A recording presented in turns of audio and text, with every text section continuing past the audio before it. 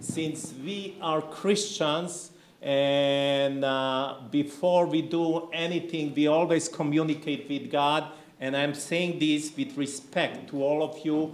If you would allow me, I would like to begin our meeting with a prayer.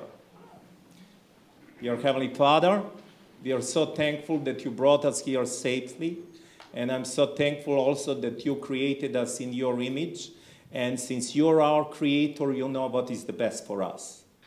And I have to tell you also, Lord, that we are doing all kinds of different things. Please forgive us. But give us also power, as we can learn something that we would be able also to implement so that we can live a good life here. And not just here. You created us also for eternity.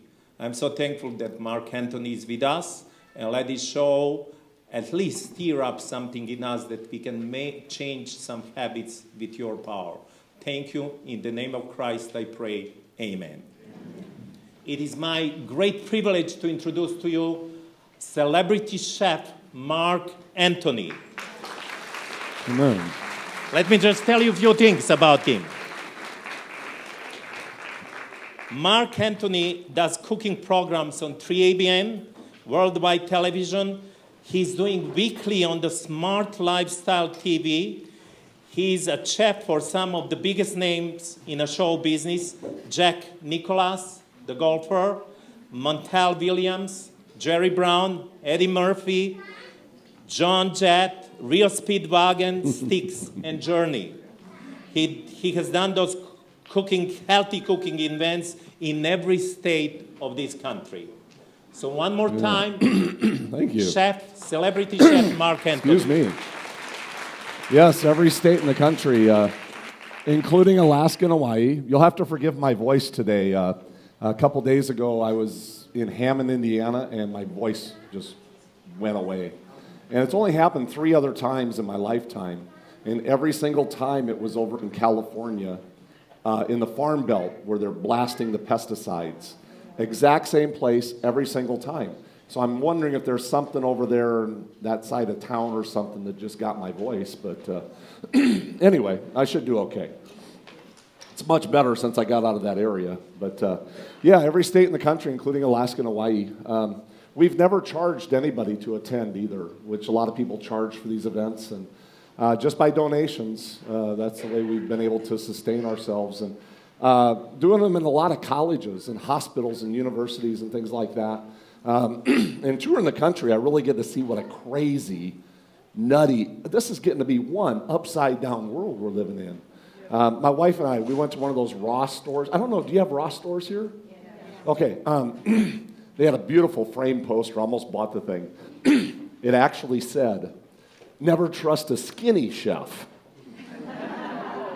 And I thought, wait a minute now. Shouldn't this say never trust a fat chef? I don't know where they get these phrases from. But now, I couldn't have said that 70 pounds ago. I've already lost 70 pounds going on a vegan, vegetarian, plant-strong, lifestyle. So, but I do want to point something out. Excess weight comes from excess sugars, excess fats, excess calories, lack of exercise. Today I'm going to talk about the excess cholesterol and saturated fats, because that's where you're getting the clogged arteries, the blocked cells, and the killer diseases. Okay, there's a big difference between the two. And you don't want to judge people because they're overweight by some nutty world standard. It's not always the case. There's a lot of people that are overweight who are perfectly healthy. And a lot of people who are overweight are actually way healthier than the slender people whose arteries are all clogged up with the cholesterol and the fat. But our brains are indoctrinated by this nutty society to automatically judge people by what they look like on the outside, rather than who and what they are and what's going on the inside. Just that world we live in. Now, if you want to lose a quick 20 pounds, if you want to lose a quick 25 pounds, the easy way, just wear black. I like doing things the easy way. So over here I have a bean pot, black beans and pinto beans.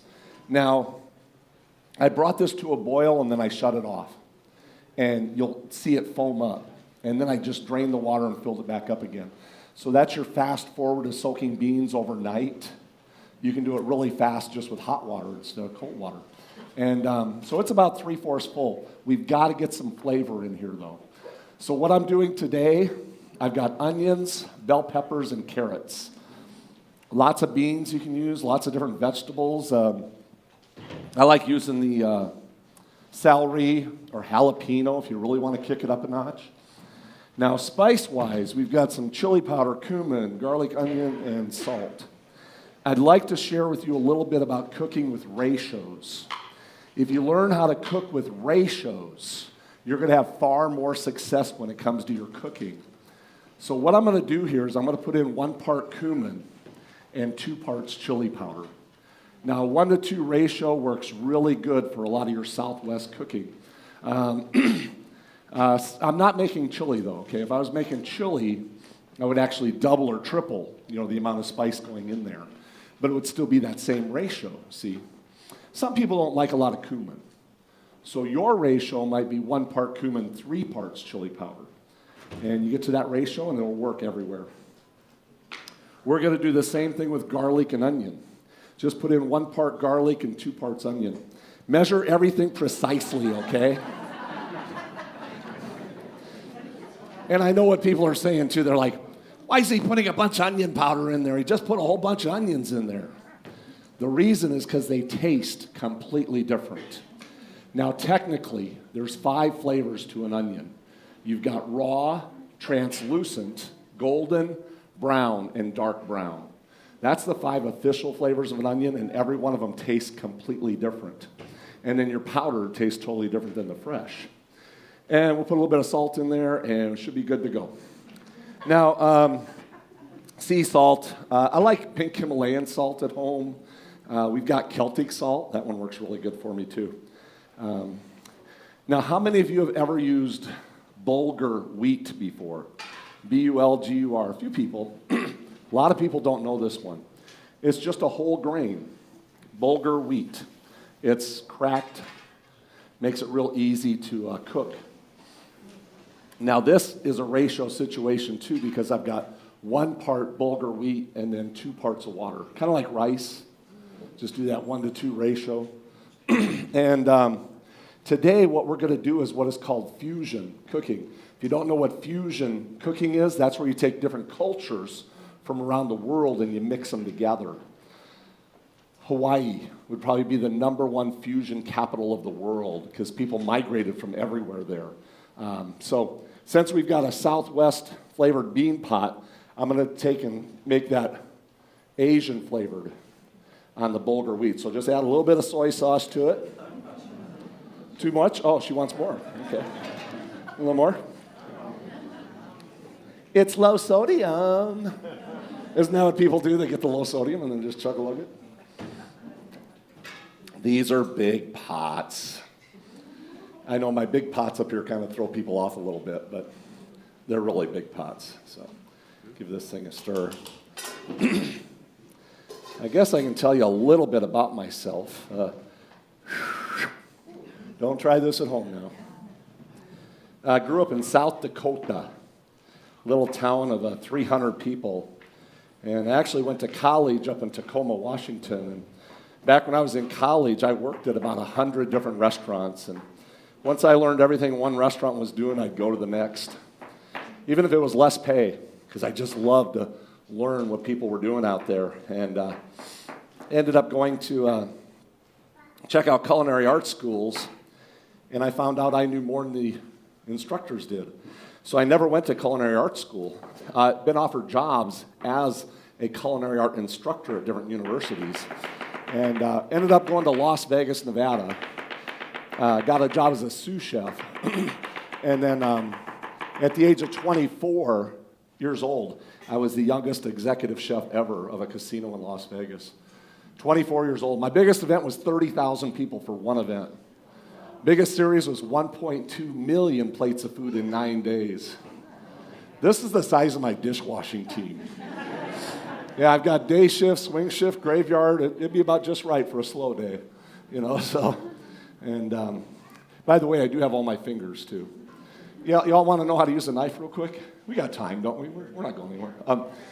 Take your finger and point it right down at the table. The knife makes contact with the first knuckle of your index finger. Now, you want to make sure your finger is where you're cutting the food. My finger is usually right on the food.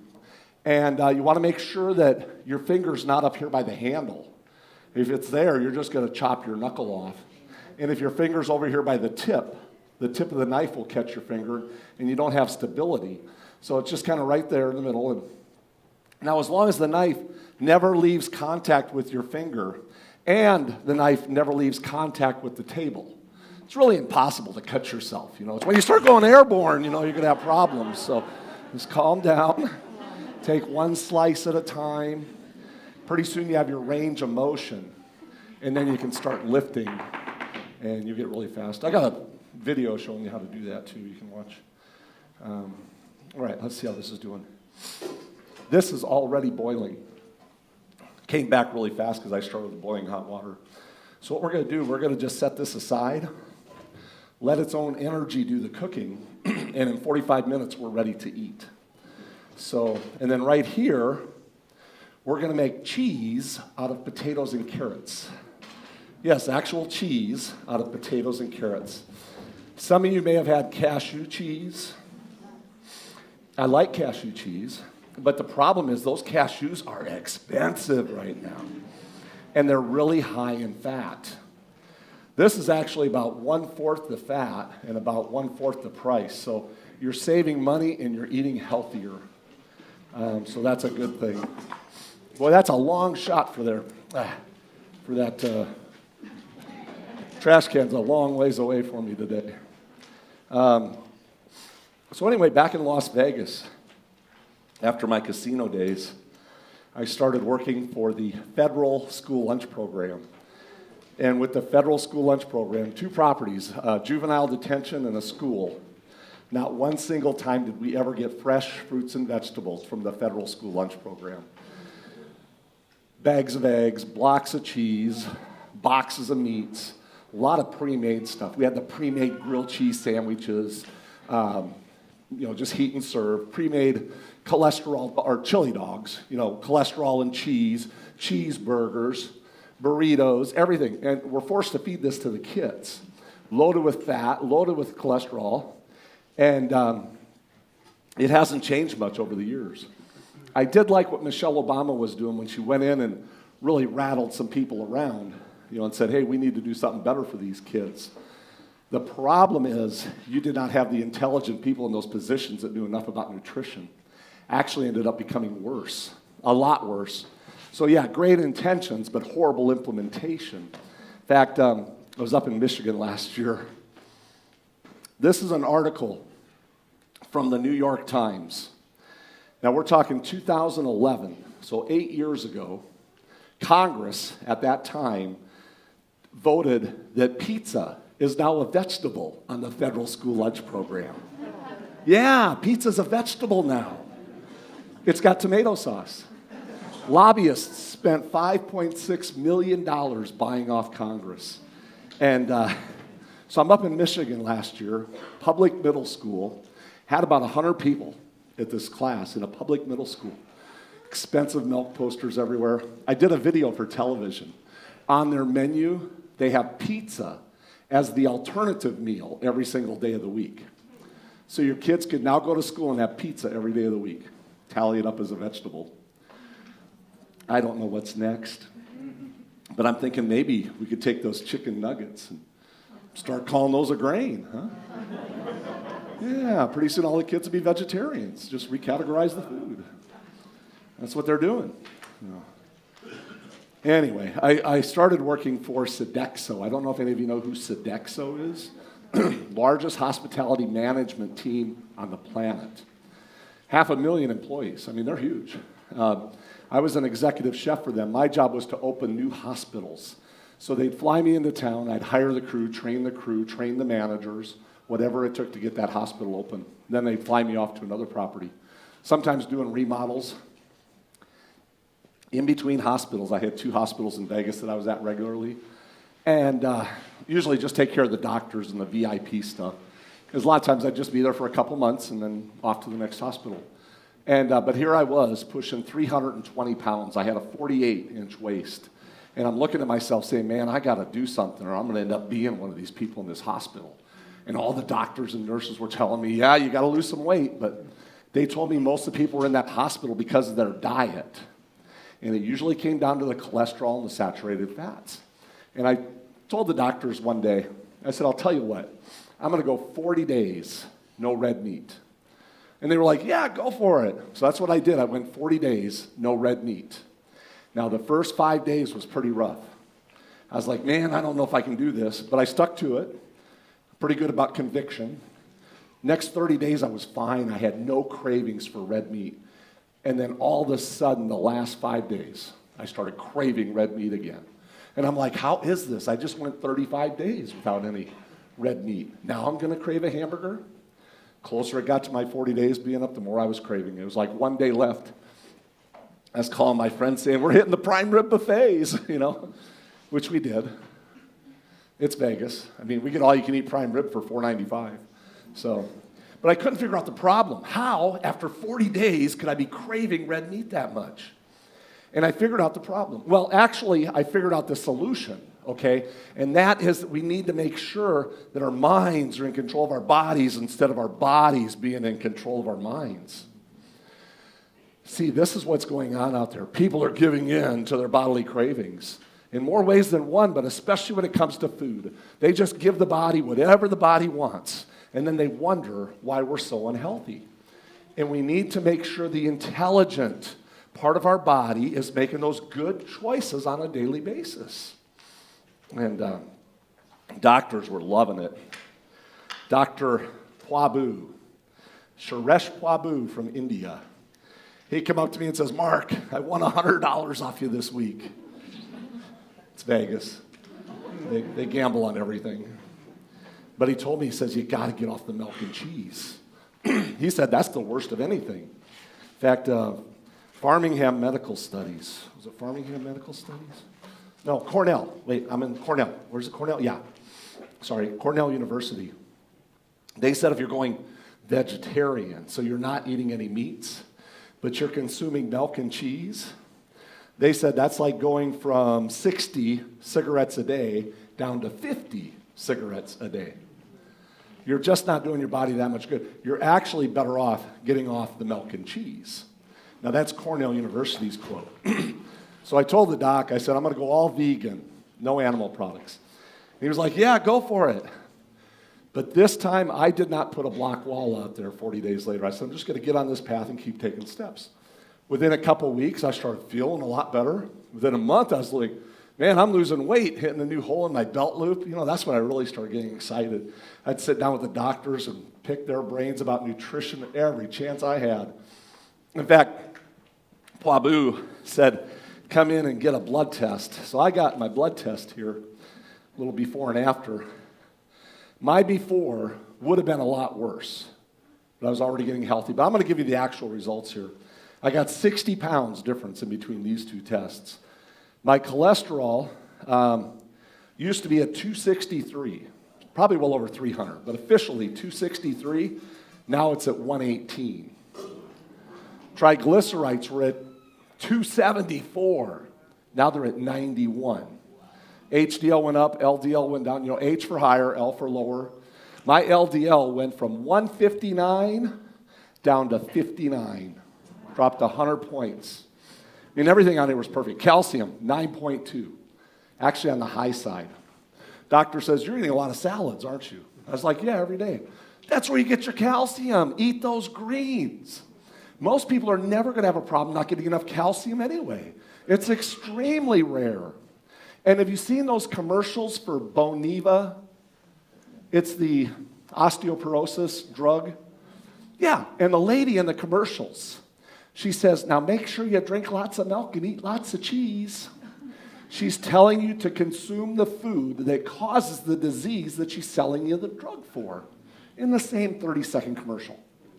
Milk and cheese cause osteoporosis. It's a proven fact by multiple universities. And I understand every body is a little bit different. That's why it's good to get blood tests. And Everybody digests things differently. And my calcium, protein, 7.0. Protein was perfect. You know, everybody's like, where am I going to get my protein? Got to have more protein, more protein. Let's see. I thought I had a protein thing here. Maybe I don't. Baked potatoes, 3.9 grams of protein. Peas have 9 grams. Lentils, 16 grams of protein per serving. All your beans are high protein. Brown rice is 4.8. Even a banana has 1.2 grams of protein.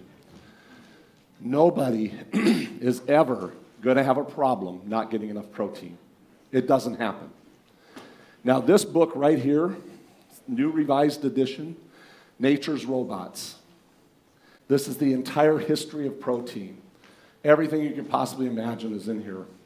And Dr. William Rose was the head of multiple studies with multiple universities to determine how much protein the body needs. And they took the highest amount of protein anybody could ever possibly need, and they doubled that. That was their recommendation to the World Health Organization. And then the World Health Organization doubled that.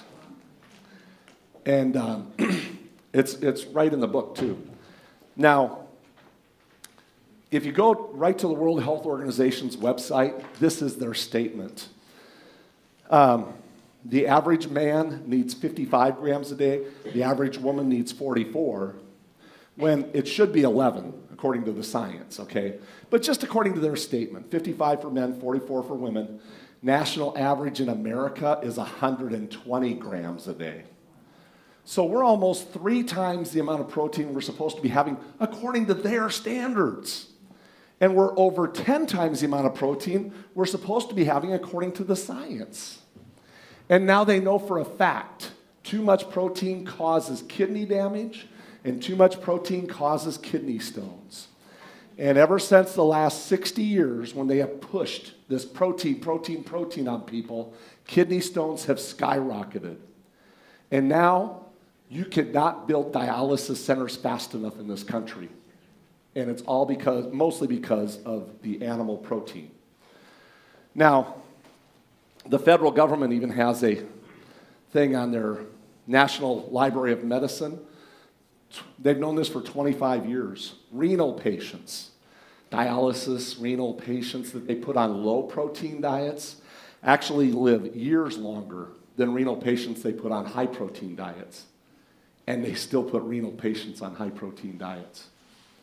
And here's the newest science. This just came out last year. Journal of American Medical Association, 26-year study.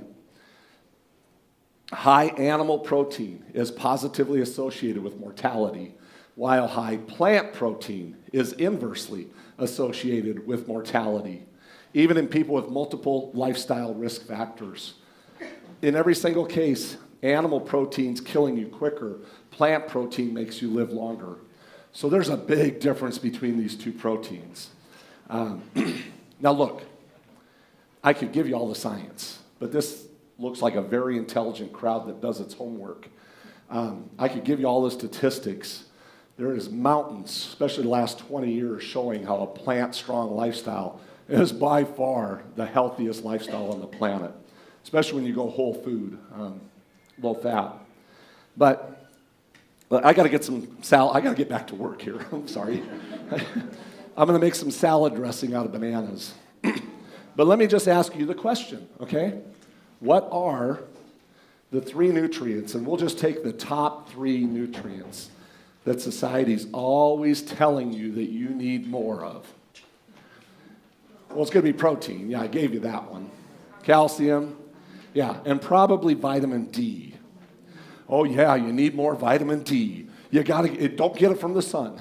You need more protein. You got to get more calcium. Okay, well, what are the 3 nutrients? Basically, the only 3 nutrients that you get out of animal products. Protein, calcium, and vitamin D. The exact same 3.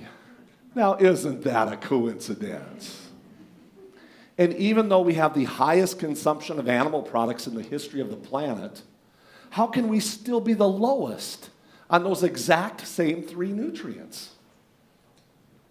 See? It's just not possible. And it's not true.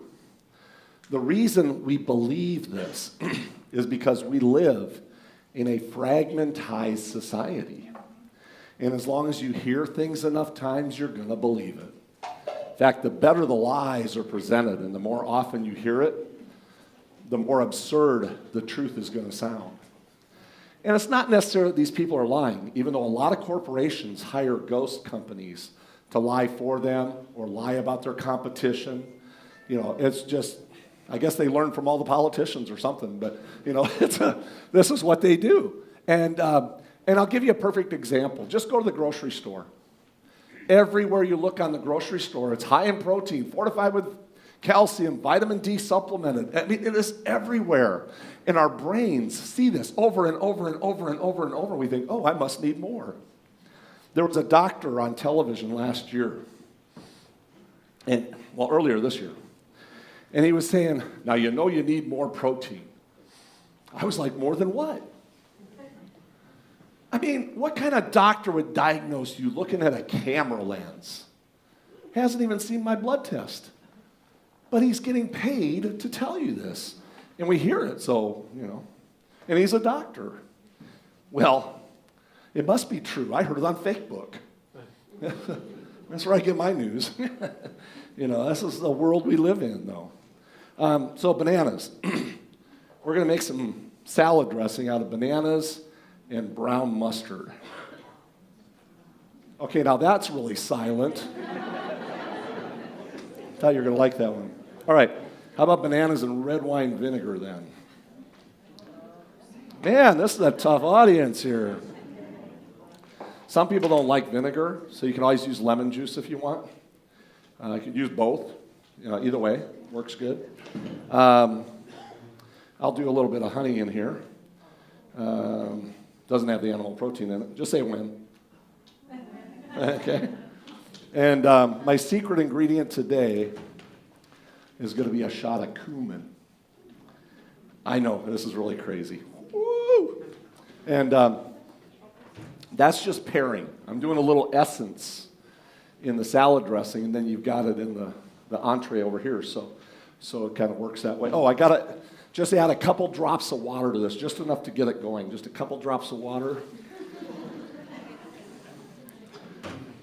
Give this baby a blend.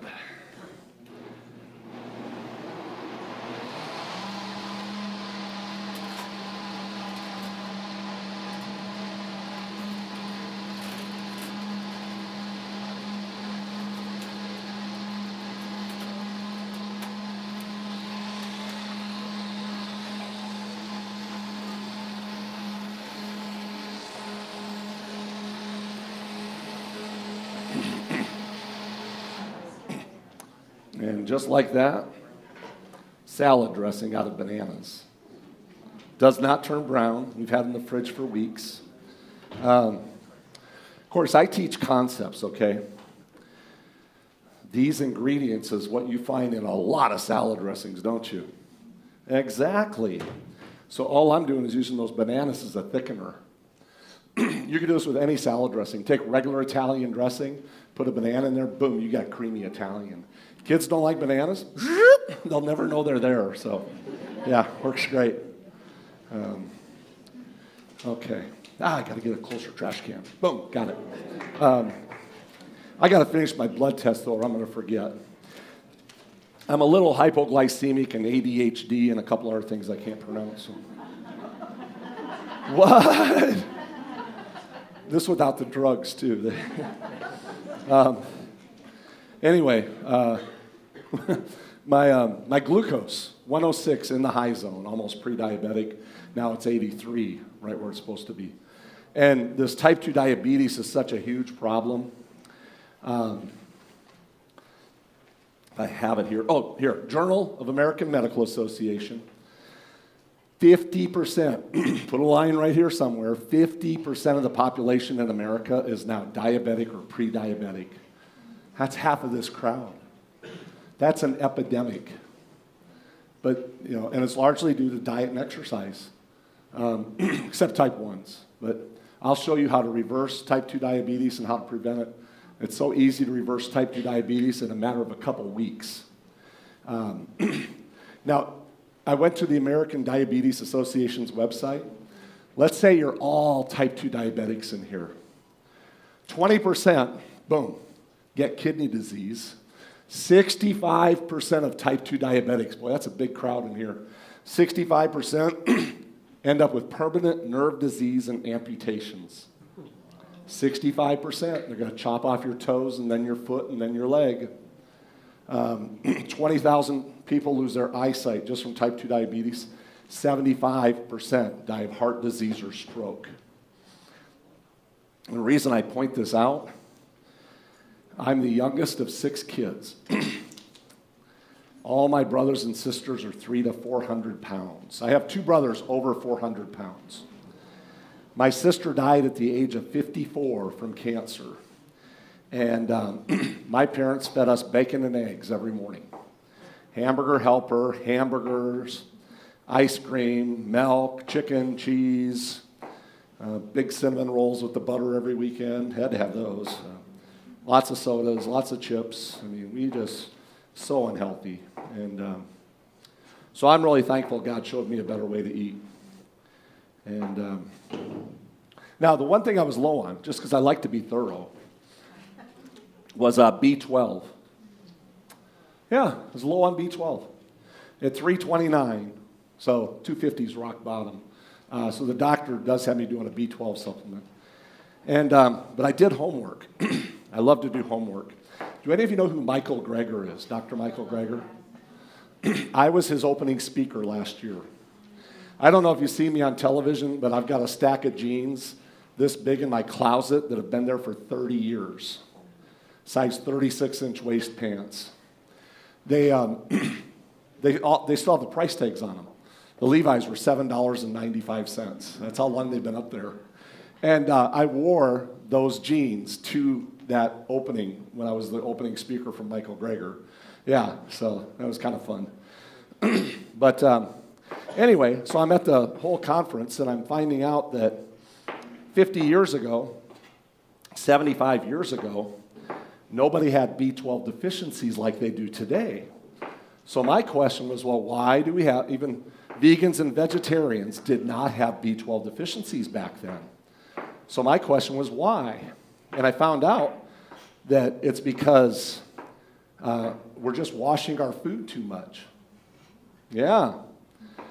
Now, I understand the argument, okay? I know you got to wash your food. But the thing you want to know is that B12 is a bacteria that grows on rooted plants. And when you peel your potatoes and your carrots, you're actually peeling away B12. That's why I did not peel these potatoes and those carrots. I want those nutrients. You know, years ago, Mom and Pop, they just chop up the food and throw it in the pot. They weren't all paranoid peeling and scrubbing everything. In fact, when I was a kid, we'd be out in the garden. We just rubbed the dirt off the carrots and eat them out in the garden. We weren't bringing them in to have them sterilized. But this is that nutty world we live in today. So, and I was thinking about this too, because that's what I do. Where do the cows get their B12 from? Yeah, the grass and the roots and everything. That's where the cows get their B12 from and pass it along to humans. And I'm thinking, if it's that easy for cows to pass B12 onto humans just from the grass that they're eating, how easy is it for them to pass along those dozens of injections that they get every year? Especially those milking cows, because a lot of those milking cows now get more estrogen in 1 year than women produce in an entire lifetime. And it's in the milk, the cheese, and the meat when they chop them up. Kind of makes you wonder why some people get so messed up. Well, they're getting massively bombarded by all these chemicals and hormones. And by the way, I do wash everything, just to let you know. Now look, I could give you all the gruesome stuff out there. There's so much of it. I need to create a program, just gruesome. I haven't done that yet. But today, what I'd like to do is simply give you some strategies about some things you can actually do to get healthy, okay? That's kind of the bigger issue here. And probably one of the best things you can do is start by eating more water. And Yeah, I know you drink more water. Eat more water. What foods have the highest water content of anything? Watermelon, cantaloupe, yeah. Fruits, vegetables. Beans have one of your highest water contents of anything. Rice and oats. People don't think about that, but we rehydrate them. So they're officially one of the highest water contents. Lowest water content is meat and cheese. How about fiber? What foods have the most fiber? Beans. It's going to be all your plant strong. And how much fiber is in animal products? None. Yeah, exactly. So any way you look at it.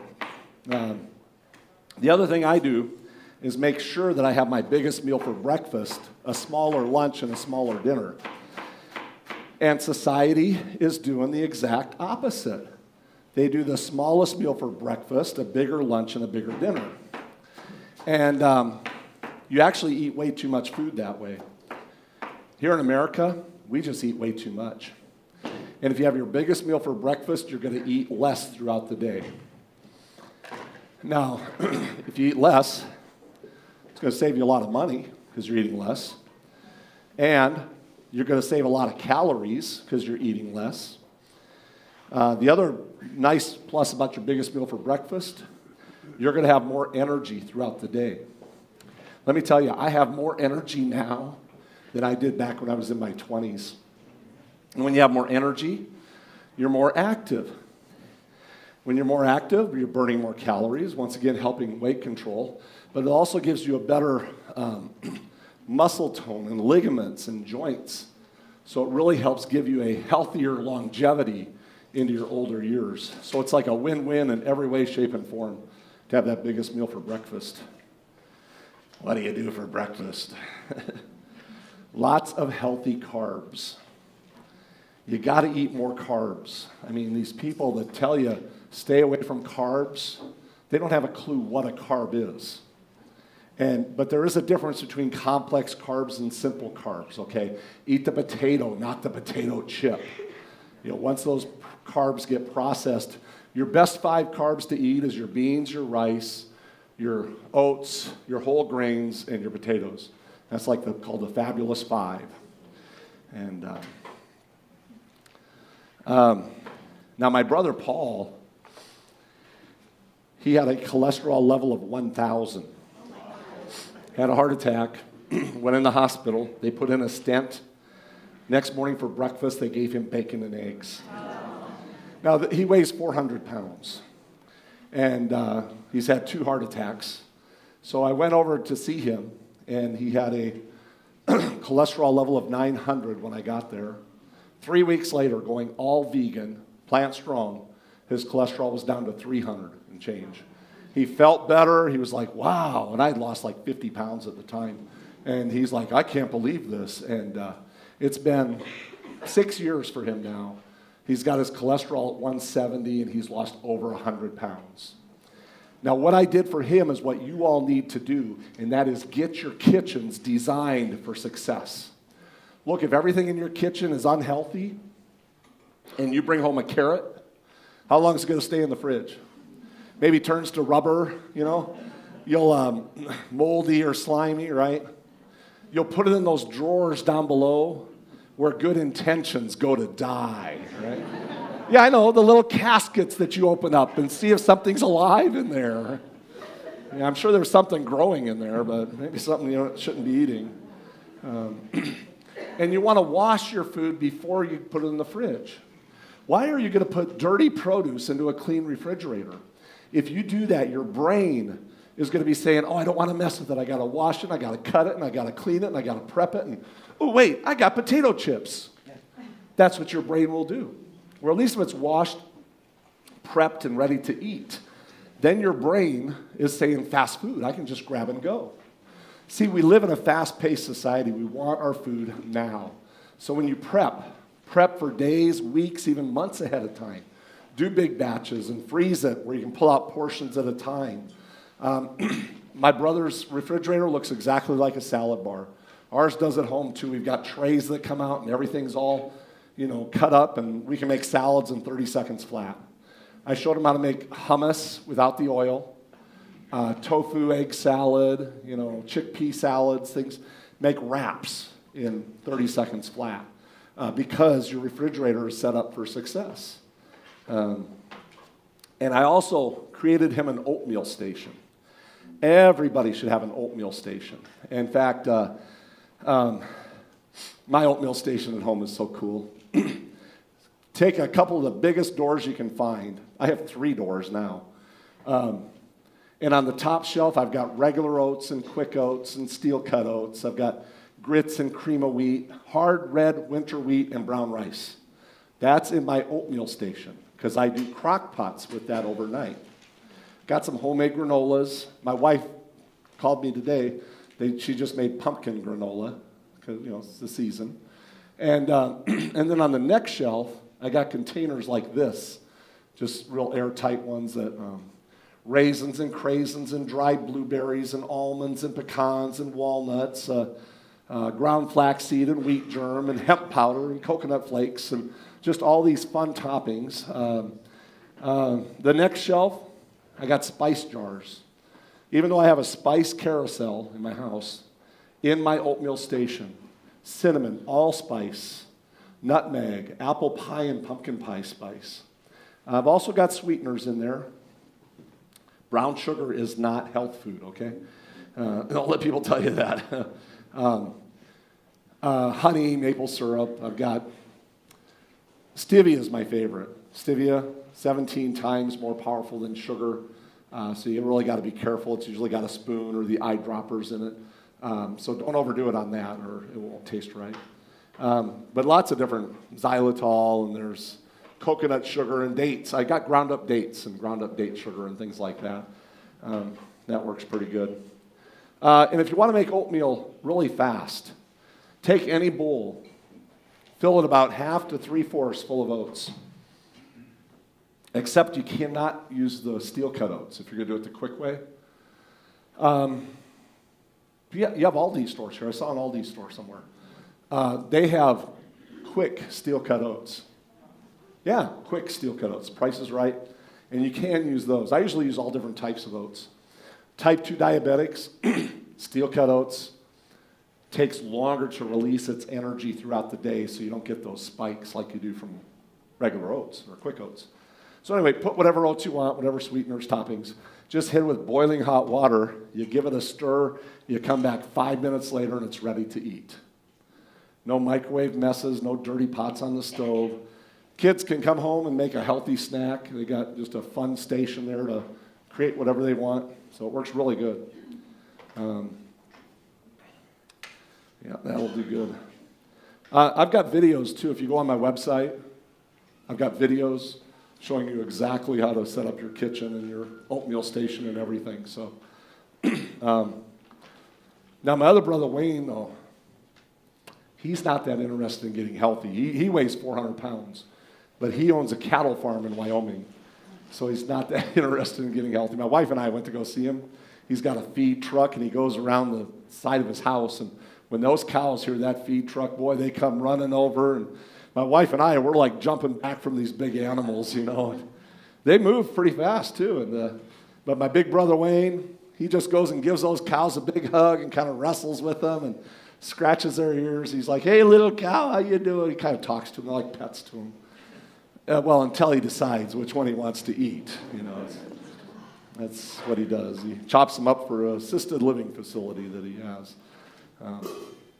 But I did talk to him a little while back here, and he said, "Mark, we've been eating veggie burgers for the last few weeks." And I thought, great, maybe he saw me lose 70 pounds now. My brother Paul loses 100. Thought maybe Wayne was going to get healthy. He's eating veggie burgers. And then he said, "My other cow, I named him Black Bean." He said, "Next month we're having black bean burgers. Black bean steaks." I was like, no, that doesn't count. Another thing you want to do is start reading labels. When I first started getting healthy, I was just looking for 0% cholesterol. And I ate a lot of potato chips. And then I started reading the fine print. And those chips are made with milk and whey and cheddar and cream and just loaded with all these animal products. And loaded with fat, loaded with calories. And finally I said, that's it, no more potato chips. I'll do the corn chips with the corn oil and salt. But I started buying nuts, and I get raisins and craisins and peanuts and walnuts and pecans and make these little blends. And I found out I would have went through at least $50 worth of potato chips before I go through a $10 jar of nuts. So it saves me a lot of money. I'm snacking healthier. But you don't want to eat the Planters dry roasted peanuts anymore. These are now made with pork. Oh my God. Yeah, new labels. Does it say, Been out for 3 years, huh? what does it say on the label? This is the new label. I'll share it with you. The old label used to say peanuts, peanut oil, and sea salt. New label here, peanuts, sea salt, sugar, MSG in here now. Gelatin, it's got your pork gelatin in there. If it says K gelatin, then it would be kosher. You'll see that on like yogurts and stuff, K gelatin, made with seaweed or something. Still has 10 more ingredients in here, but the front of the label still says made with pure sea salt. Even though there's 15 ingredients in there. That's what they get away with nowadays. Hormel chili, 98% fat-free. Selling tactics, because when you read the back, it's actually 27% cholesterol, 51% sodium, 2 portions in a can. You got to look at portion sizes. We had a bag of chips last year, did a video for television on it. 7 chips was a portion. It's like 1 bite. But they could say under 60 calories. And this is chili. But on the front label, it's actually a picture of a salad. Let's make chili look healthy. We'll put a salad on the front label. Jif with omega-3. Have you seen the last couple years? Everywhere, omega-3, omega-3, omega-3. And people are saying, if you don't take this pill, you're going to die. And everybody's low on omega-3. And nobody is going to be low on omega-3. It doesn't happen. You get omega-3 out of rice. 1 tablespoon of ground flaxseed has all the omega-3s that you would ever need for the entire day. It's just not an issue. But they know it sells product, and the more they fear people out there, there's people out there buying gallons of fish oil and guzzling it every morning. Oh, I got to get my omega-3. Now this one, Jif with omega-3, this one's actually made with anchovies and sardines. So, well, I mean, if you like anchovies, you know, with your peanut butter sandwich, they're already in there. So maybe it'll save you a step. And check this out. Calories is 190. Calories from fat is 170. So this is 75% calories from fat, 70% calories from fat. The best doctors in the world, including Dr. Michael Greger, will tell you that your calories from fat on a daily consumption needs to be less than 10%. Some are down to 5. I've seen other ones up to 15. But the bottom line is if you're doing stuff that's 50, 75%, 100% calories from fat, weight gainers for one, plus it activates the liver to produce more cholesterol, and this is the major cause of type 2 diabetes, including olive oil and coconut oil. Wait, I heard that's a good fat. Well, coconut oil is 12% good fat, 88% bad fat. But they did a great job of marketing it. Now, I understand short chain, long chain. I understand good fats and bad fats. I'm not here to be the food police. I'm just explaining to you why things are the way they are. Now, there's a book on the back of the flyer called Reversing Diabetes. Dr. Neil Bernard and Michael Greger just put a video up on this showing how if you eliminate all these fats, including the coconut and olive oils and type 2 diabetes, we have these valves on our cells, they're in our pancreas, all over our body, and there's a blockage. So you need that insulin, forces those doors open and close and open and close. When if you just get rid of the blockage, which is all the fats and oils, usually within 2 weeks, you're completely off your meds. And in another couple weeks, your type 2 diabetes has been completely reversed. It's that fast to reverse type 2 diabetes, but it's because the oils and the fats. The doctors will tell you that it's because of carbs and sugars. It's not. That is the reaction that you have because you have type 2 diabetes. But the reaction doesn't mean that that's the cause of it. The cause is the fats and the oils. The reaction is your type 1 diabetics also have more success managing their type 1 diabetes when you get off the fats and oils. See, the doctors are teaching you how to live with type 2 diabetes, not how to reverse type 2 diabetes. And it's all because of the fats and oils. That's the biggest problem. And look, like I said, I'm not the food police. I don't care if you want to put a little olive oil on a salad or do a little coconut dessert. We do that once in a while. The problem is that we're getting massively bombarded by fats and oils. This is the USDA Census Bureau, federal government Census Bureau. Vegetable oil alone. National average went up over the last 5 years from 10 pounds, now it's 10.2 pounds per person per month of vegetable oil alone. That's this much vegetable oil that the average person consumes every month. Over 43,000 calories, 1,200 calories a day that the average person consumes just in vegetable oil. This is where the problem is. And if you don't know, last year they came out with new labels. Have you all seen the new labels on the food? I didn't think so, because it was pretty quiet. The law was implemented back in May of 2016, okay? So we're talking 3 years ago. But they had till last summer to actually implement it. Now, the only thing that they changed on the new labels, the only thing that they took off the new labels, the calories from fat. The number one problem that we have in society today, the number one cause of type 2 diabetes, calories from fat, and that's the one and only thing they took off the label. I call this the dumbing down of America. And these manufacturers paid a lot of money to make sure that they didn't have to tell you what the calories from fat is on a label. Look at that. Y'all know that hummus, Sambra hummus? It is 75% calories from fat. And if you knew that, you would not be eating it. Now, there is a way to determine what the calories from fat is on a label, but you have to do some math. The total fat is still on here in the smaller print over here. Total fat, multiply that times 9, and that will give you the calories from fat. So take any label, you take the total fat, multiply it times 9, then you got the calories from fat. And then you'll have to look at the ratio between the calories from fat and the calories per serving to see what percentage it is. How many people are going to do that or even know how to do that? See, and this is the problem, is we're getting massively bombarded by these fats and oils. All right, I got to finish this cheese. If you came in a little late, I've been boiling off these potatoes and carrots, and we're going to make cheese out of potatoes and carrots here. Now, there's another really good book on the back of the flyer there. It's called The End of Overeating. Dr. David Kessler.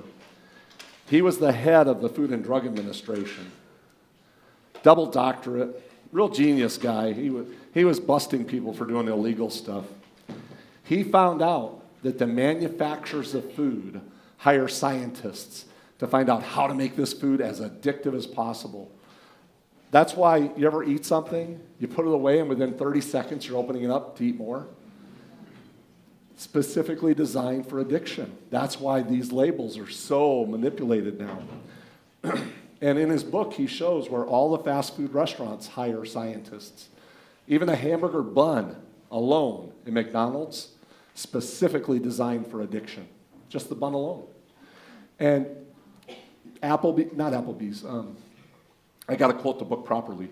TGI Fridays and Chili's hire scientists to work along with the chefs and make every dish as addictive as they can possibly make it. They can now make the food so addictive that it will trigger your endorphins, even if all you do is see a picture of that food a month later. That's how addictive they can make the food. And they can do that simply by a combination of sugar, oil, and salt. Not counting the chemicals that would really it's a super hyper addiction. but just by sugar, oil, and salt, which is why we're getting bombarded by more and more oils, and why type 2 diabetes is at the rise the same rate as the oil consumption is. So just look for those triggers of sugar, oil, and salt. Potatoes and carrots. This is McKay's chicken-style seasoning. Should be able to get it from any health store. There's a lot of vegan chicken seasonings out there too. We'll do the garlic and onion. 1 part garlic, 2 parts onion. Measure precisely now, okay? Well, people love my recipes because I'm a production chef. I'm used to cooking for thousands of people. And my recipes are perfect the way they are, but you got lots of wiggle room for variations. So that's why they go over really good. Garlic, onion, okay. Then this is nutritional yeast flakes, derivative of molasses, high in B12. In fact, has anybody ever had this on popcorn? Okay, right. My wife does that. If I did hot air popped popcorn with nothing on it, nobody's going to want to eat it. And if I did hot air popped popcorn with nothing but salt, you're still not going to be very happy with it. And if I did nothing but olive oil on hot air popped popcorn, you'd be like, what is this? Now, if we did salt and oil, or like that salted butter, oh man, you're going to be picking out every little half kernel. Wait, there's another little piece. I got that one too. Yeah. And if we did that kettle corn with the sugar, oil, and salt, yeah, you'll be down at the grocery store at midnight buying another bag because it's addictive. And if you run out, you're still going to have to go in the pantry and eat something else. You just have to. So we're going to put this potato water in here.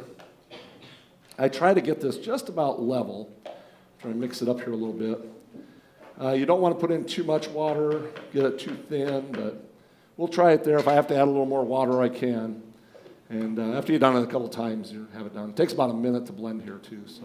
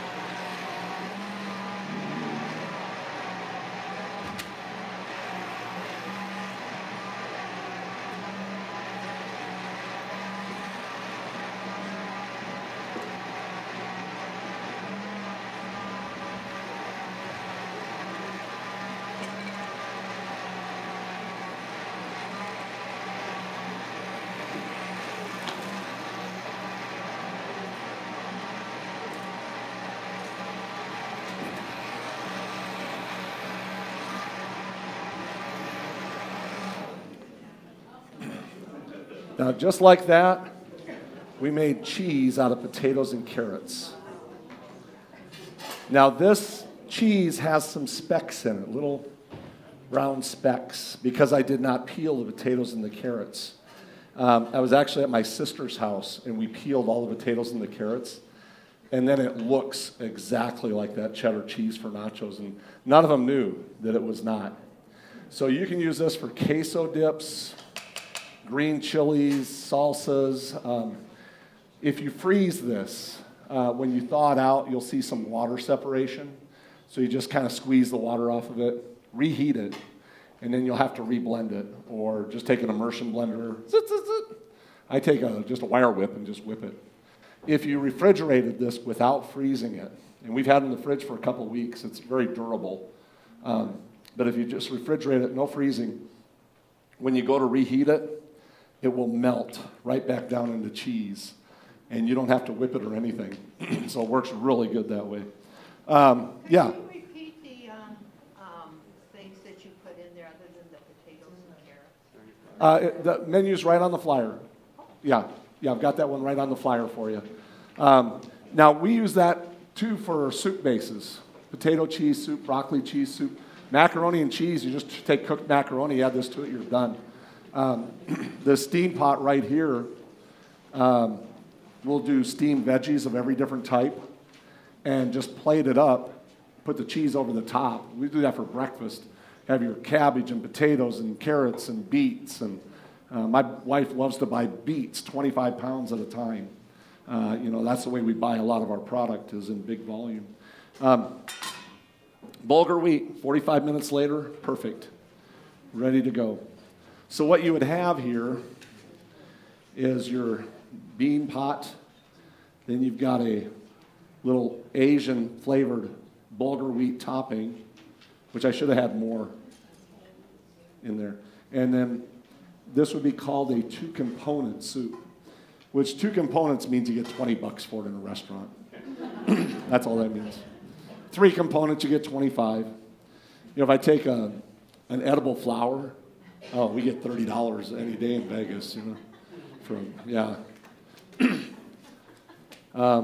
now this is I got to get this watermelon cut up.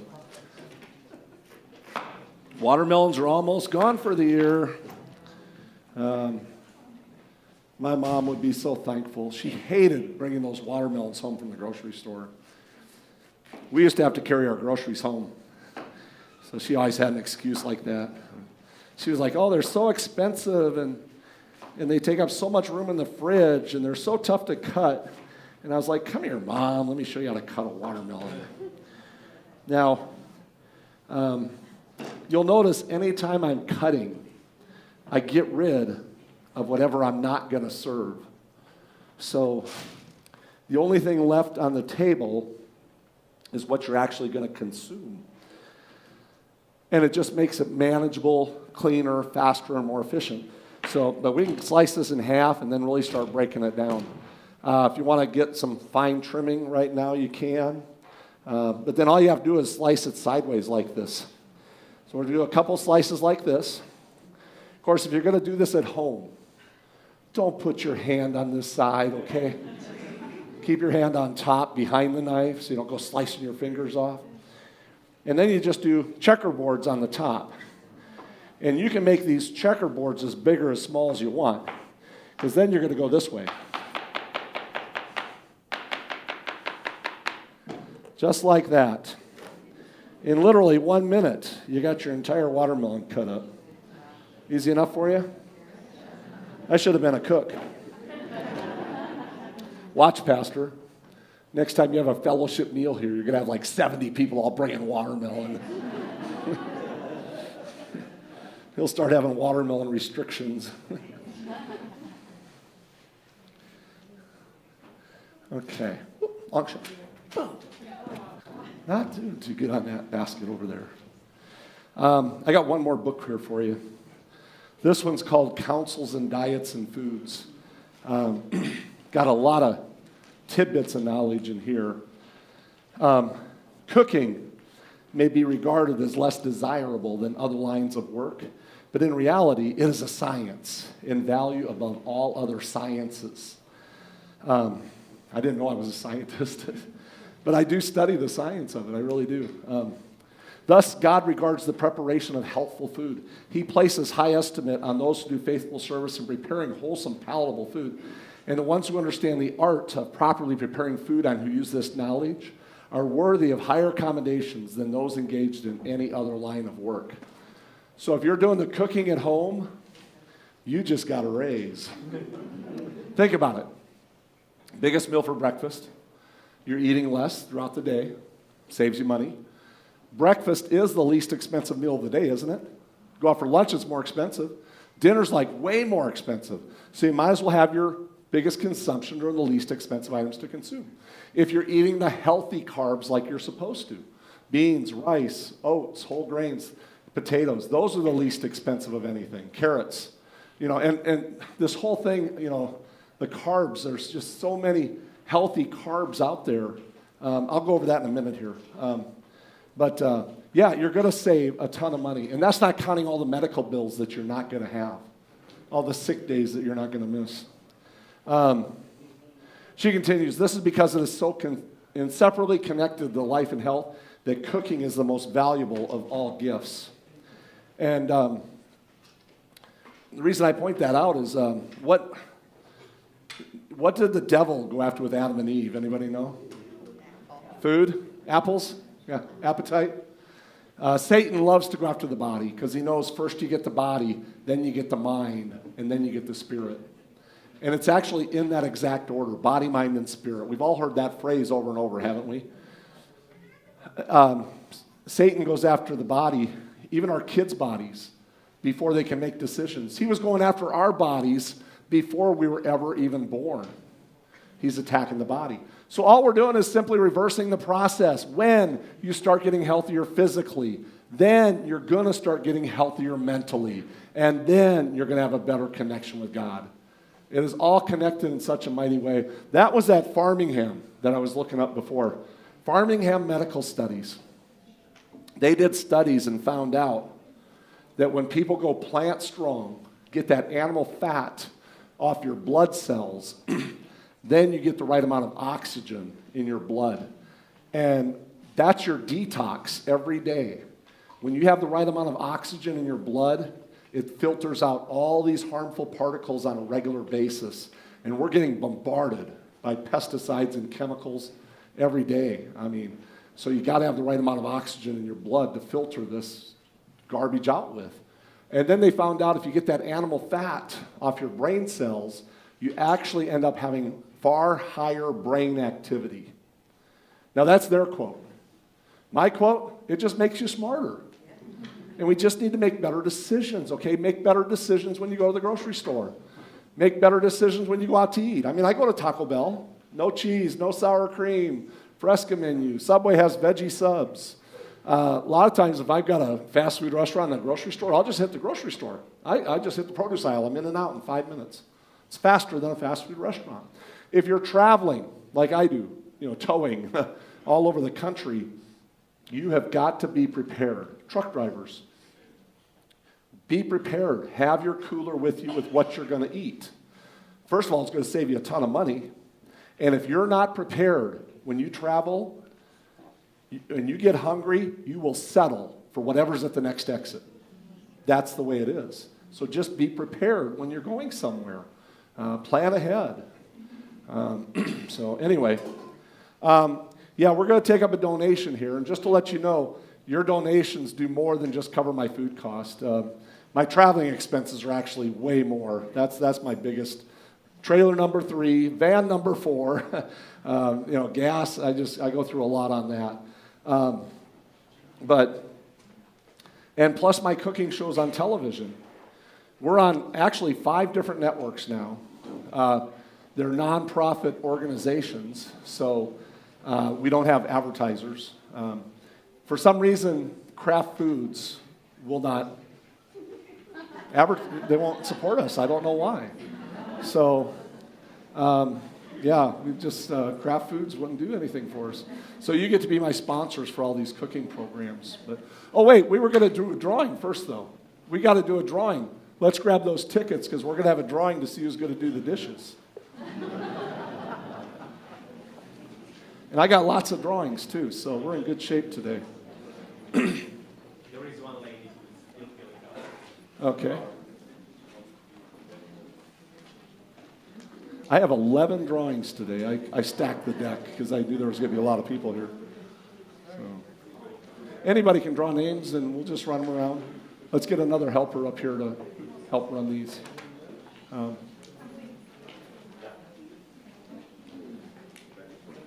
Yeah, let anybody.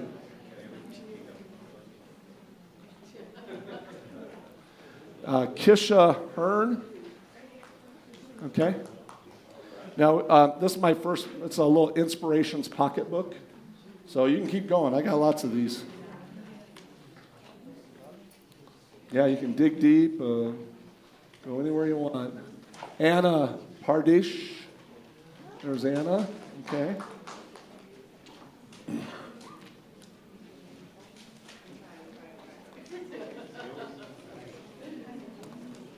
Sonia Waller, maybe? Oh, we got a hot spot right here.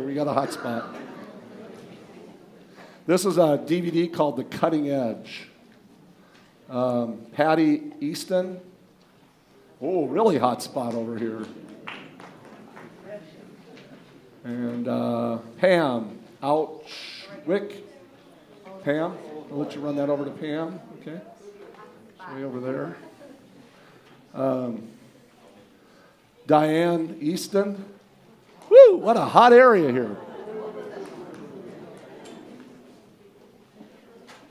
Yeah, and this really shows how to cut everything in the kitchen, how to chop stuff, because most people just don't know how to use a knife.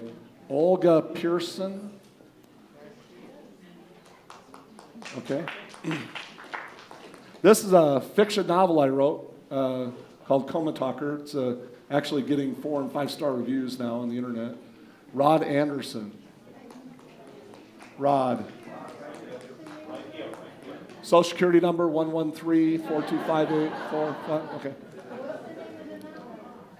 Called Coma Talker. This is called Baby Steps to an Amazingly Healthier You. Mindy Lucas. And it's got 4 discs in there, 12 one-hour programs. Baby Steps. I got 2 left, last 2. That one's no name. That one's no name.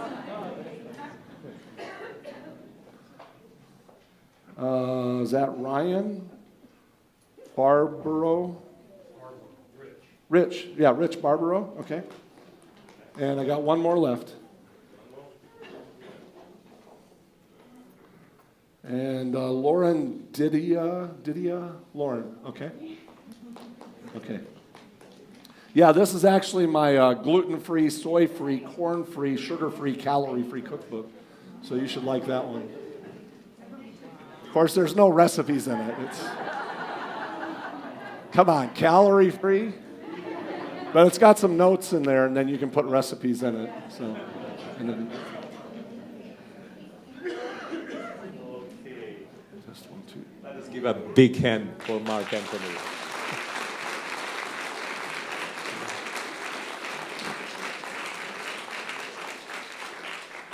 Do you know what amazes me? Mark Anthony is doing all of this event all over the country for free. And by the way, we as a church didn't donate a single penny for the food, for anything. It is all on him. Totally. All the food, everything is all by him. And he travels. We didn't pay a single penny also for him to come here and to do this. So what I'm going to ask you, there are a group of people here who are going to pass with these blue bags. If you would like to donate a little or a little more, whatever you want to donate, cash, or if you want to write a check, just write to Mark Anthony and donate. This is how I would like him to continue to do this, to reach so many people for the betterment of their life. So I'm going to ask right now if they can pass by, and if you could just, there are those blue bags, they are going to pass by you so you can give those donations to Mark Anthony. Just think about this, how much is going to cost you if you are going to go for a movie and a dinner? And we are all going to eat tonight here, and I'm just thankful that he was able to donate all of this for us. Also, when he does those TV ministries and all of those things, just to create a show, it costs a lot of money. And that's his mission. That's his ministry that he's doing. He helped thousands of people all around the States. And actually, next year, he's going to be booked around the world and to do those shows. Mark, there are some people who just told me, and they said they didn't bring the check or cash. How? But they would like to do something. Well, we can always take their oldest born and put them to work.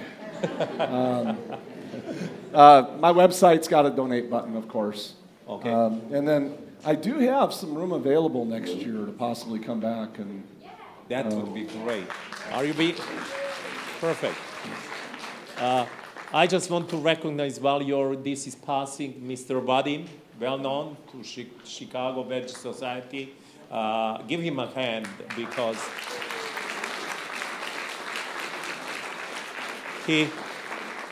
he's also doing tremendous work to help people to have a better life. Listen, 4, 5, 6. I have to say that because I really appreciate what you're doing. Huh? Really. Should be 2 more somewhere. Okay, there is one more Should be 2 more. coming. Yeah, they are coming. Okay. Right here. Yes. Yeah, and it should be 1 more. You can go hunt her down. Okay, there is a quick question here. Mark, are you ready? Sure. For that? I just want to know with how much money you have to spend to have a good knife. And I mean, I've heard of knives over $100, and I really am not willing to do that. So what's the least you can do and have a great since knife? you're mentioning it, I have knives right here. And the good knives are $50. Forged in German steel is what you're looking for. Forged means that it's one piece of metal that made that knife. The other type are stamped, and they'll take one piece of metal and make 50 knives out of it. German steel is not made in Germany. If it says made in Germany, don't believe that it's German steel. That's just a hustle. German steel is actually a harder iron. It's a much more durable, but that's what you would look for is forged in German steel. And other than that, they're all pretty much the same after that. Yeah, I do have a book table over here, and this really helps our ministry grow. And I do book signings and everything. I've got my credit card machine. People can donate on my credit card machine over here too. So excellent. All right. Didn't know that. Let me just tell you about our future events that we are going to have here. Here is Anna. She's one who is leading. Actually, we have Dr. Gabriel Luta, but I'm going to tell you a little bit later about him. Can you tell us what is coming next? Yeah, so we would like to take the opportunity to invite you guys for the next cooking class that we're going to be hosting. A lot of you already know that we host every 2 or 3 months or so. We're trying to make them more, how do I say this, more often. We're going to have a holiday cooking class coming up December 1st. It's a Sunday, 11 o'clock. If you can make it, that would be fantastic. Again, it's free. We like to, share some hearty recipes that are fantastic for the cold season. So we have a menu that we're working out right now. It's a cooking class with, a tasting afterwards. So if you would like to keep up with, this event and the future events, it'll be posted on Meetup. I think it's already posted, actually. So, yeah, so we are inviting you all. Thank you. Also, we are having a Christmas chorale concert. Actually, there are 2 concerts that we are going to have. One is Friday, December 13 at 7 p.m. They are all free. And Saturday, December 21 at 11 a.m. Christmas concert. Our choir director is right here, Dr. Gabriel Luta, who is also director of the health department of our church. So if you want to join us to listen beautiful Christmas music, you're welcome. I hope that you receive this information. Thank you so much. Amen.